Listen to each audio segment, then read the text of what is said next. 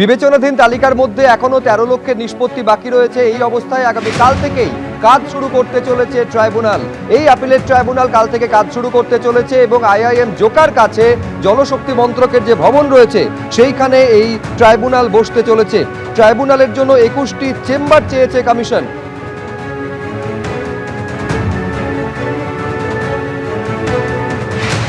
আমি এই নিয়ে আরো বিস্তারিত জানবো, সরাসরি কথা বলবো। অতনু হালদার আমাদের প্রতিনিধি এই মুহূর্তে আমার সঙ্গে রয়েছে। নিঃসন্দেহে অতনু, এই মুহূর্তে একটা অনেকেই জানতে চাইছেন যে ট্রাইব্যুনাল কবে থেকে কাজ শুরু করতে চলেছে, কিভাবে তারা অ্যাপ্রোচ করবেন, কিভাবে তারা যোগাযোগ করবেন, একটু যদি বিস্তারিত বলতে পারো। দেখো, প্রথমেই বলি যে ট্রাইব্যুনাল যেটা শুরু হচ্ছে সেটা হচ্ছে জলশক্তি মন্ত্রকের যে এখানে বিল্ডিং রয়েছে জোকায়, অর্থাৎ আইআইএম জোকার কাছেই জলশক্তি মন্ত্রকের একটা বিল্ডিং রয়েছে। সেই বিল্ডিংটাকে নেওয়া হচ্ছে ট্রাইব্যুনালের কাজ করার জন্য। সেখানে মোট 21টা চেম্বার আছে। তুমি জানো ইতিমধ্যে 19টা ট্রাইব্যুনাল গঠন হয়েছে। তো সেই 21টা চেম্বার সেখানে আছে এবং সেখানে সমস্ত রকমের সুযোগ সুবিধা যাবতীয় যা কিছু সমস্ত বন্দোবস্ত করা হচ্ছে এবং সেখানেই ট্রাইব্যুনালের কাজ শুরু হয়ে যাবে আগামীকাল থেকে। তুমি জানো যে ট্রাইব্যুনালে যারা আবেদন করতে চান তারা ইতিমধ্যেই অনলাইনে আবেদনের সুযোগ নিয়ে সেখানে আবেদন করতে শুরু করেছেন। কালকে থেকে কাজ শুরু হওয়ার পর জানা যাবে যে শুনানি কবে থেকে শুরু হবে এবং সেই অনুযায়ী ট্রাইব্যুনালের শুনানি শুরু হয়ে যাবে। আপাতত 8 সপ্তাহের জন্য এই জলশক্তি মন্ত্রকের যে এই বিল্ডিং এটাকে নেওয়া হচ্ছে ট্রাইব্যুনালের কাজের জন্য এবং তারপরে যদি কাজ শেষ না হয় তাহলে পরে আবার নেওয়া হবে। অর্থাৎ আপাতত 8 সপ্তাহ মানে 2 মাসের জন্য নেওয়া হচ্ছে। তারপর প্রয়োজনে আবার ওই বিল্ডিংয়ে এক্সটেনশনের জন্য বলা যেতে পারে। সেটা কতটা কি কাজ হচ্ছে, কত কাজ বাকি রয়েছে তার উপর নির্ভর করবে। কিন্তু একটা জিনিস এটা থেকে পরিষ্কার, সেটা হচ্ছে যে এই কাজ চলতে থাকবে। অর্থাৎ তুমি যদি দেখো এখন তাহলে পরে এই এপ্রিল মে এই 2 মাসের জন্য নেওয়া হবে, তারপরেও চলতে পারে। ইতিমধ্যে তুমি দেখো যদি ভোটের রেজাল্ট তুমি যদি দেখো 4 মে, অর্থাৎ ভোট শেষ হয়ে যাওয়ার পর ভোটের রেজাল্ট বেরোনোর পরও এই ট্রাইব্যুনালের কাজ চলবে। অর্থাৎ যাদের নাম ডিলিট হচ্ছে এবং যারা ট্রাইব্যুনালে অ্যাপিল করবেন তাদের যে সবার ভোট শুরু হওয়ার আগেই তাদের ট্রাইব্যুনালে তাদের শুনানির কাজ শেষ হয়ে যাবে। বা যদি কারোর নাম ওঠার থাকে আবার নতুন করে তিনি যদি ট্রাইব্যুনাল থেকে প্রমাণ করতে পারেন নিজেকে ভোটার লিস্টে নাম তোলার জন্য, সেক্ষেত্রে তার যে ভোটের আগেই নাম উঠে আসবে এরকমটা নয়। এই ট্রাইব্যুনাল চলতে থাকবে, ভোটের পরেও চলতে থাকবে, ভোটের ফল ঘোষণার পরও চলতে থাকবে এবং সেই অনুযায়ী ডিলিটেড ভোটার যার যেদিন এসআইআরের লিস্ট বেরোচ্ছে, যেখানে ডিলিটেড লিস্টে যার নাম উঠছে তার 15 দিনের মধ্যে তাকে অ্যাপিল করতে হবে এবং তারপর যে অনুযায়ী তার শুনানির ডেট আসবে সেই অনুযায়ী তার শুনানি হবে এবং তারপর ঠিক হবে ট্রাইব্যুনালে যে তার নাম শেষ পর্যন্ত উঠবে কিনা নাকি বাদই থাকবে। কিন্তু এই প্রক্রিয়াটা চলতে থাকবে ভোট শেষের পরেও। অর্থাৎ ট্রাইব্যুনাল হচ্ছে মানেই যাদের নাম বাদ পড়ছে তারা প্রত্যেকে ট্রাইব্যুনালে অ্যাপিল করে ভোটের আগেই ভোট দেওয়ার সুযোগটা পেয়ে যাবেন, এরকমটা হবে না। অনেকে হয়তো সুযোগ পাবেন, ভোটার লিস্টে নাম উঠবে কিন্তু নামটা উঠবে ভোট শেষ হয়ে যাওয়ার পর বা ভোটের ফল ঘোষণার পর। এইটা একটা বোঝা যাচ্ছে। এবং দ্বিতীয়ত আমি তোমাকে যেটা বলতে চাই, যেটা আজকে সুপ্রিম কোর্ট তার নির্দেশে বলেছে যে ট্রাইব্যুনালে যারা যাবেন তাদেরকে তাদের গোটা রেকর্ড প্রয়োজনে রিভিজিট করে দেখতে হবে যারা ট্রাইব্যুনালে আছেন তাদেরকে, এবং একই সঙ্গে নাম কেন বাদ দেওয়া হচ্ছে সেই ব্যাপারেও সেই ভোটারকে জানাতে হবে। যার ভোটার লিস্টের থেকে নাম বাদ পড়বে তাকে জানাতে হবে যে তার নাম কেন বাদ পড়ছে এবং সেই অনুযায়ী তিনি গিয়ে ওই ট্রাইব্যুনালে অংশগ্রহণ করতে পারবেন এবং সেখানে তিনি তার যুক্তি রাখতে পারবেন এবং শেষ পর্যন্ত সবকিছু রেকর্ড খতিয়ে দেখে ট্রাইব্যুনাল তাদের সিদ্ধান্ত নেবে। বেশ, অতনু যেমনটা জানাচ্ছিল যে ট্রাইব্যুনাল আগামীকাল থেকে কাজ শুরু করছে, তারপর কবে থেকে শুনানি হবে সেটা কাজ শুরু করার পর ধীরে ধীরে প্রকাশিত হবে। এখন এই ট্রাইব্যুনাল দেখুন বিবেচনাধীনে নিষ্পত্তি হওয়ার পর যাদের নাম বাদ গিয়েছে তাদের ট্রাইব্যুনালে আপিল করার সুযোগ রয়েছে।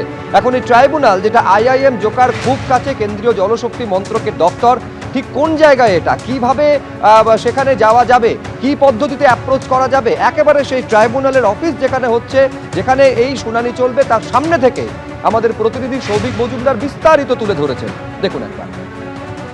সুপ্রিম কোর্টে জাতীয় নির্বাচন কমিশনের তরফ থেকে জানানো হয়েছে যে 2রা এপ্রিল থেকে পশ্চিমবঙ্গে চালু হচ্ছে অ্যাপেলেট ট্রাইব্যুনাল। এখন এই অ্যাপেলেট ট্রাইব্যুনাল কোথায় চালু হচ্ছে তার ঠিকানাও আজকে সুপ্রিম কোর্টে জাতীয় নির্বাচন কমিশনের তরফ থেকে বলা হয়েছে। আমরা এখন রয়েছি সেই অ্যাপেলেট ট্রাইব্যুনালের সামনে।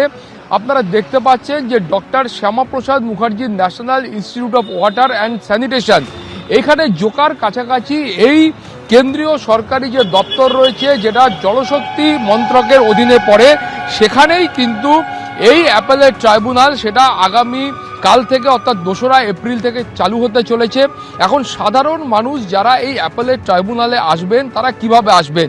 এখন আমার ডান দিকে যে রাস্তাটা রয়েছে এই রাস্তাটাই কিন্তু ডায়মন্ড হারবার রোড, এবং এই রাস্তাটা কেউ যদি জোকা থেকে সরাসরি এখানে আসতে চান তাহলে জোকা থেকে এসে প্রথমে তিনি বাঁদিকে ইন্ডিয়ান ইনস্টিটিউট অফ ম্যানেজমেন্টের যে শিক্ষা প্রতিষ্ঠান রয়েছে সেই শিক্ষা প্রতিষ্ঠান তিনি পাবেন, এবং সেখান থেকে প্রায় 1 কিলোমিটারের কিছুটা বেশি দূরত্ব অতিক্রম করলে তারপরেই কিন্তু এই যে অফিস রয়েছে বা দপ্তর রয়েছে বা যেখানে এই ট্রাইব্যুনাল প্রতিষ্ঠিত হবে সেটা কিন্তু এখানে অবস্থিত।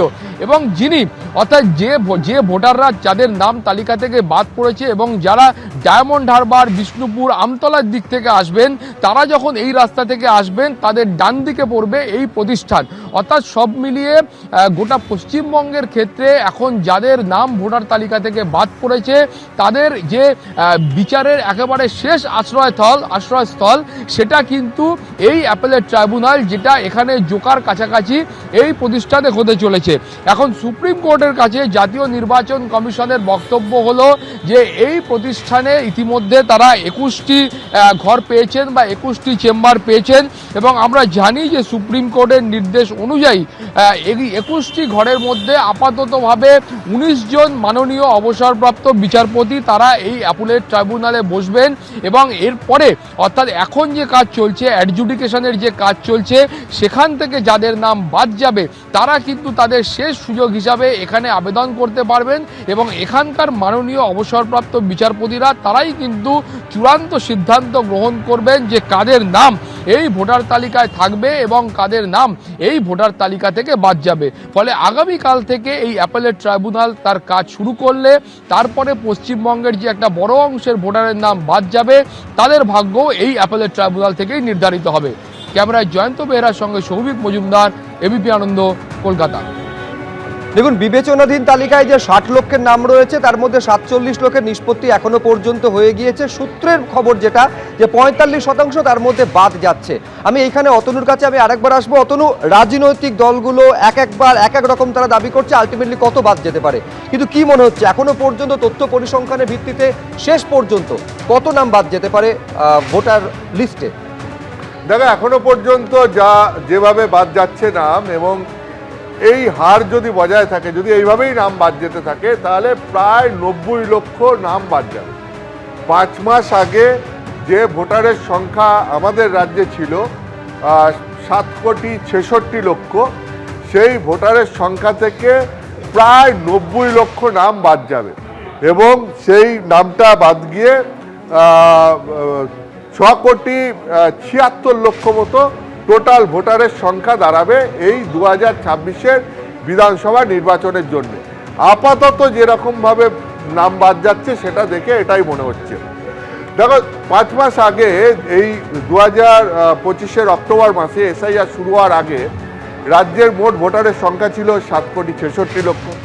তারপর 58 লক্ষ এসআইআরের পর্বে বাদ গেল নাম। তারপরে যখন ফাইনাল মানে ভোটার লিস্ট প্রকাশিত হলো এবছরের 28শে ফেব্রুয়ারি, তখন তারপর আরও 5.5 লক্ষ নাম বাদ গেল, এবং তার সঙ্গে সঙ্গে 1,80,000 নাম ঢুকলো, নতুন নাম যোগও হলো। এবং এইসব করে যেটা দেখা গেল যে সব মিলিয়ে প্রায় 63 লক্ষ মতো টোটাল নাম বাদ গেল। এরপর যেটা হলো সেটা হচ্ছে যে এই বিবেচনাধীন ভোটার বা বিচারাধীন ভোটার, যেটা 60,06,000, তাদের প্রক্রিয়া শুরু হলো।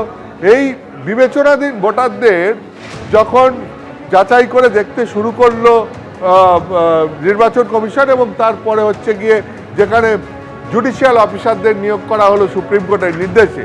তো সেখানে দেখা যাচ্ছে যে এখনো পর্যন্ত ধরো কালকে অবধি ছিল 47 লক্ষ নামের নিষ্পত্তি হয়ে গেছে, আজকে সংখ্যাটা বেড়ে দাঁড়িয়েছে 49 লক্ষ লোকের নামের নিষ্পত্তি হয়ে গেছে। মোট 60 লাখ আর 11 লক্ষ বাকি রয়েছে।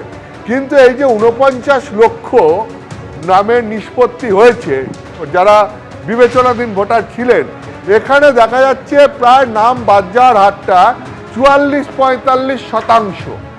এখন 44-45% হারে যদি নাম বাদ যায়, প্রায় হয়ে এসছে, আমি তোমায় বলছি, মানে 49 লক্ষ অব্দি কাজ হয়ে গেছে আর 11 লক্ষ বাকি। ফলে এই ট্রেন্ডই যদি বজায় থাকে তাহলে পরে আরো 27 লক্ষ লোকের নাম বাদ যাবে। তাহলে 63 লক্ষ আর 27 লক্ষ সব মিলিয়ে 90 লক্ষ লোকের নাম বাদ যাবে। এর ফলে কি হবে? এক হচ্ছে 5 মাসের মধ্যে এই 90 লক্ষ লোকের নাম বাদ গেল। এর ফলে কি হবে? 2021 সালে যেখানে আমাদের রাজ্যের ভোটার সংখ্যা ছিল বিধানসভা ভোটে 7 কোটি 34 লক্ষ, সেটা এবারে 58 লক্ষ প্রায় তার তুলনায় কমে যাচ্ছে। আবার তুমি যদি দেখো 2024-এ লোকসভা ভোটে যেখানে ভোটারের সংখ্যা ছিল টোটাল 7 কোটি 60 লক্ষ, সেখান থেকে প্রায় 84 লক্ষ কমে এবারে ভোটার সংখ্যা দাঁড়াতে চলেছে এই 6 কোটি 76 লক্ষ মতো। এসআইআর এর ফলে এটাই হচ্ছে গত 5 মাসে প্রায় ভোটারের সংখ্যা 12% কমে যাচ্ছে। একেবারে এই হার যদি বজায় থাকে তাহলে এই হবে শেষ পর্যন্ত প্রায় 90 লক্ষ বাদ যেতে পারে। এবিপি আনন্দ, এগিয়ে থাকে, এগিয়ে রাখে।